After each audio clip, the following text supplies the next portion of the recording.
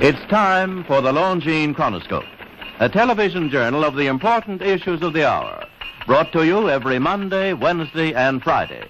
A presentation of the Longines Whitnor Watch Company, maker of Longines, the world's most honored watch, and Whitnor, distinguished companion to the world-honored Longines.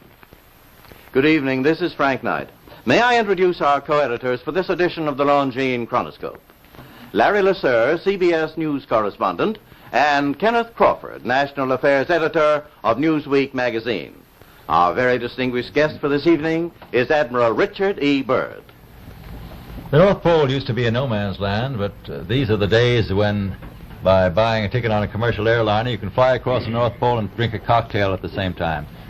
You know, only 60 or more years ago, about 35 years ago, our guest tonight found out whether there was any land north of the North American continent. He made that first discovery flight, and I must say that Admiral Byrd, our guest tonight, is not only our greatest living explorer, but he's been an inspiration to countless Americans. Admiral Byrd, you've been to both the North Pole and the South Pole. Is there any unexplored land left on this earth that might appeal to adventurous young Americans? Yes, there is. And not up around the North Pole, because it's getting crowded up there now, because they find out it's really usable, not only to live in, but militarily.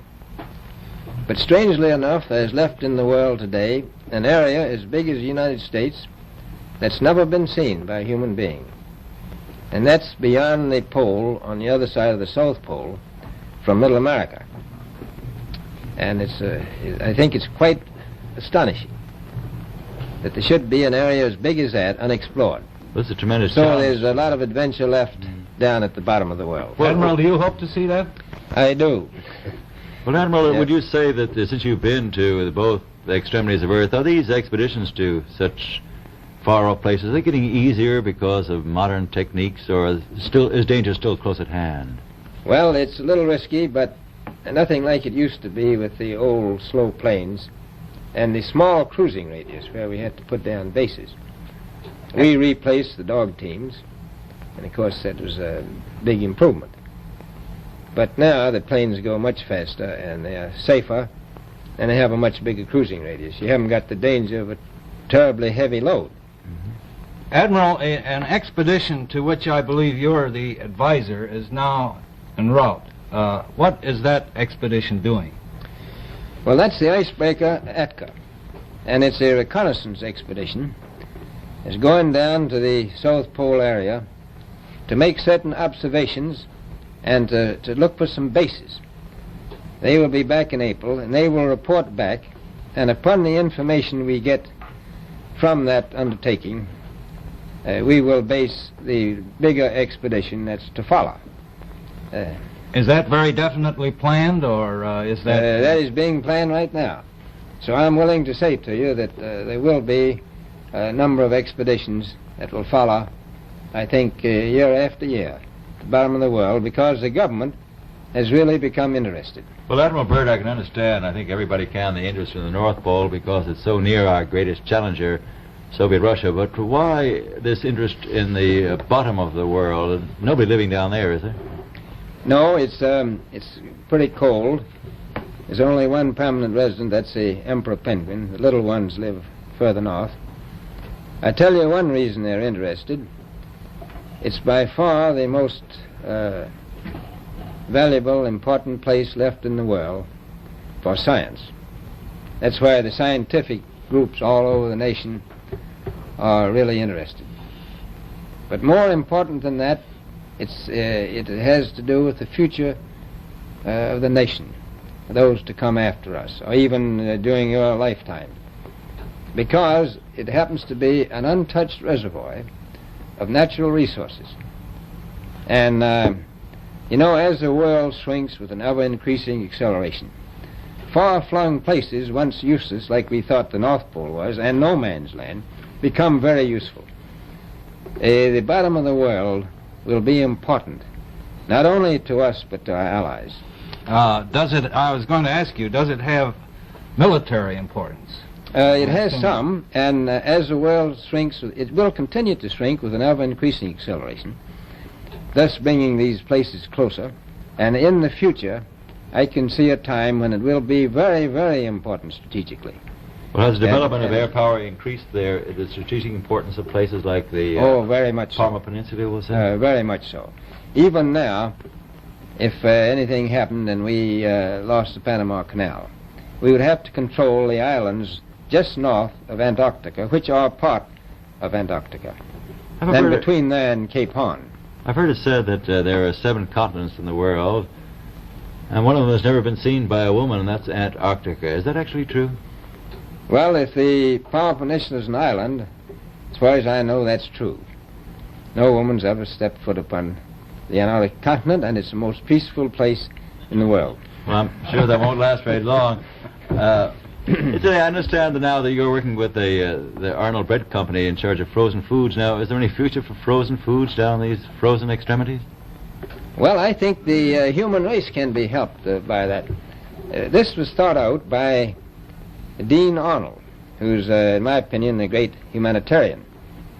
He learned that we went down there after 4 or 5 years and finished a meal that we had left there on the table when we had evacuated Little America. Everything was perfect, including the bread. So he got the idea of this frozen bread, and already he sent some to Europe, and it worked very well over there for some of the starving people.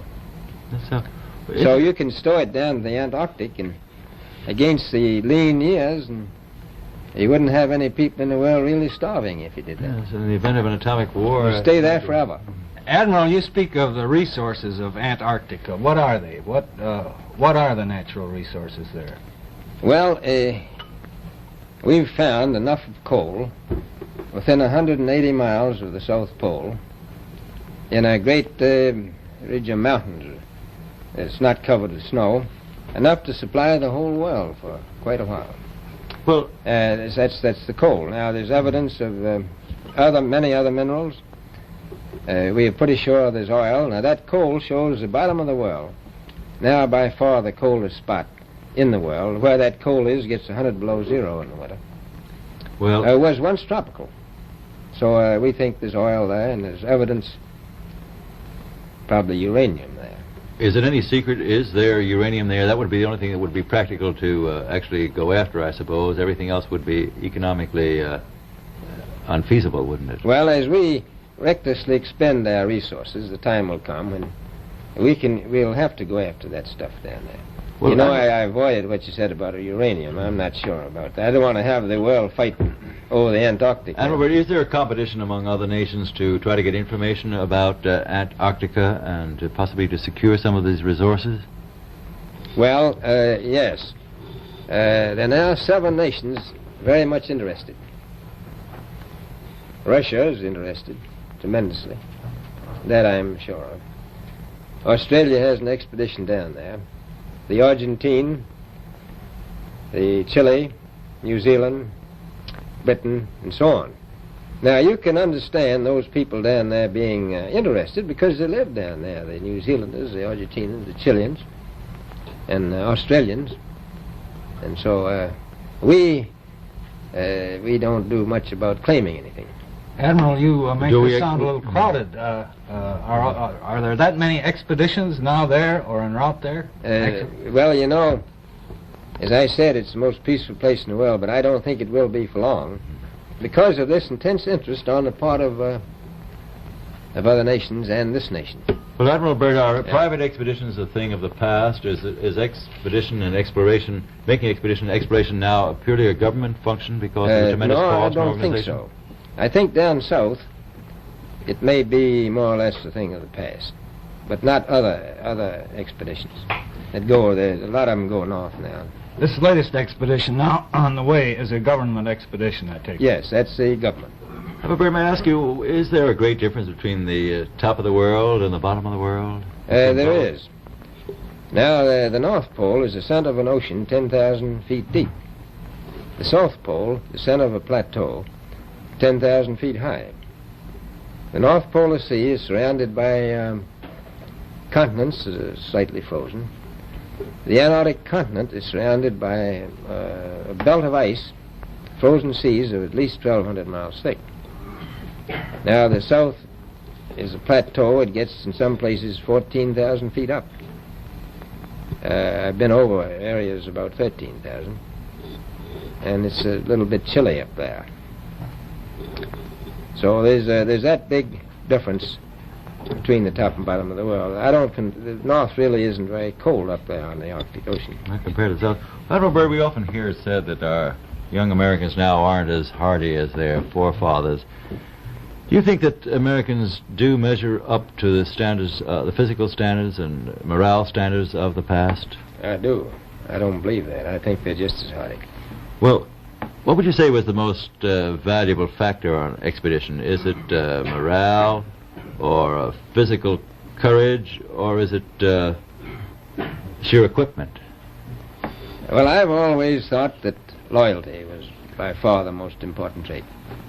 The British told me that when I first went down in 28, that I couldn't possibly get through the winter night without a mutiny if I took more than 20 men. But to serve science, I had to take 42 men. Then I took 56 the next time, and so on. And I did find that loyalty was the most important thing during the winter night when it's very hard on your nerves. I think that's best trait. Well, that's a very valuable characteristic at any time. Well, thank you very much, Admiral Byrd. It's been a great pleasure to have you here tonight. It's a pleasure to be with you. Yes. The opinions expressed on the Longines Chronoscope were those of the speakers. The editorial board for this edition of the Longines Chronoscope was Larry Lusser and Kenneth Crawford. Our distinguished guest was Admiral Richard E. Byrd.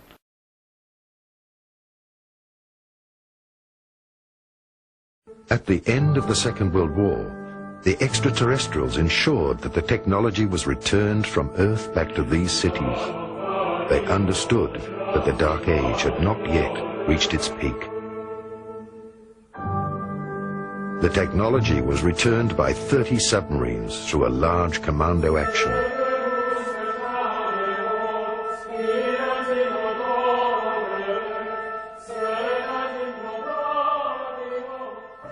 Okay, let's pick up the scenario. We were originally talking about the spiriting out of the two spacecraft out of Berlin before the Allies arrived. We said that they were put aboard two submarines. They spent 6 months at sea, and they finally landed in Argentina.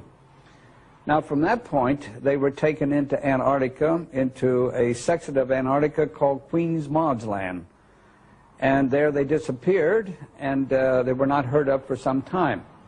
Now, intelligence sources, and of course I was in the intelligence business at that time with the agency, reports indicated that they were in there and they were operative once again. Now, there was a major concern by world powers to go in and capture the technology and the two spacecraft which they knew were in Antarctica. And the intelligence reports indicated that one known as Admiral Byrd was to be recommissioned, and he was to be sent in there to retrieve the two saucers and also the technology and personnel associated with it. Later reports indicated that Admiral Byrd was given 8 months and unlimited funding to go in and pull this thing successfully off. But we also know that within 8 weeks he was totally defeated. Now, the supposition at that point was that there was an advanced civilization and technology, most probably alien. There were with the Third Reich and the SS who was in Antarctica, and that those great and developed technologies were used to defeat Admiral Byrd. And of course, as it turns out, even to date, they're still there. We never did successfully get them. The stories that I've uncovered about the inner Earth is that very early on in the history of the Third Reich, the Nazi elite, and especially Hitler, were trying to establish contact with the civilization living in the inner Earth, which was considered an Aryan civilization of a lot more advanced nature than their brothers, lost brothers living on the surface of the planet. The Thule Society carries the name of the former capital of that civilization, someplace around present-day Greenland, before the previous polar shifts and before Greenland became under ice. Two expeditions were made in the late 30s, early 40s, one attempting to enter the North Polar water opening with a submarine, which proved unsuccessful. A second attempt was made to enter the land opening on the South Pole with an anti-gravity cigar-shaped device, basically a small prototype probably of the giant Andromeda space station that was developed later on by the SS, and it proved successful. The most interesting story is the one that I heard by an American living in Florida who claims to have spent 2 months in the city of New Berlin. This is a city that was developed into the inner earth, and a part of the Germans from the South Polar colony were admitted by the inner earthlings and were allowed to build that city there. Very strict admission procedures, no previous SS members, no previous concentration camp guards and so on were admitted. The rumor is that the present-day city of New Berlin is about 2 million people of population, that they have built there most of the buildings that Hitler's personal architect, Spee, was planning to build. They're traveling on Icelandic passports. They are basically the new master race that is probably planned by the Illuminati to repopulate the planet. And there is even a rumor that there is a New Berlin embassy in Washington on an unmarked floor of a high-rise building. You probably punch a code on the elevator buttons, and when the elevator stops on that floor and the doors open, you see the sign of New Berlin in the lobby. The kids of the New Berliners study in major institutions around the globe, Harvard, Oxford, Cambridge, Yale, and basically it is not a Nazi colony that is established in the hollow earth as an enemy of the present-day American and English Illuminati secret government. On the contrary, it is just basically the other side of the same coin. Some would even coin the new word, the Illuminati presence on the planet, that basically the World War II Nazis and the present-day Illuminatis in America are nothing more than the two sides of the same Illuminati coin. So basically, this is a colony, a presence in the hollow earth that has been established with a shoulder-to-shoulder cooperation of the Russians and Americans, organized, orchestrated, and performed through the quiet cooperation of the Illuminati government. After World War II, a military expedition under Admiral Byrd tried to recover the vanished technology. The extraterrestrials let him enter the inner Earth to the Golden City. They delivered a request message for disarmament to the government of the United States. Admiral Byrd had to remain silent until his death, but after he died, his nephew published his diary. In my work with South African, Brazilian, and American geologists at the South Pole, it is clear that under the structures of ice, there are many layers of civilization, suggesting at one earlier point of time when the conditions of the South Pole were different. Clearly, there was some type of civilization there. The evidences of huge dinosaur intelligence suggest that this was one of the possible places for the Garden of Eden. This, of course, is assuming that the shell of the Earth had a different north and south magnetic pole. And with the shifting of the pole, this region became suddenly very, very frigid. And thus, we do not see any evidences on the surface of these so-called earlier conditions of intelligence. However, I believe with the further exploration of the documents that both Admiral Byrd brought to the attention of the world after World War II, and the Brazilian Navy uncovered in 1961 with its subpole expedition, that extraterrestrial intelligence is also operated out of the area of the South Pole. And in that sense, the South Pole is a connecting point with other civilizations, possible extrasolar gardens of paradise.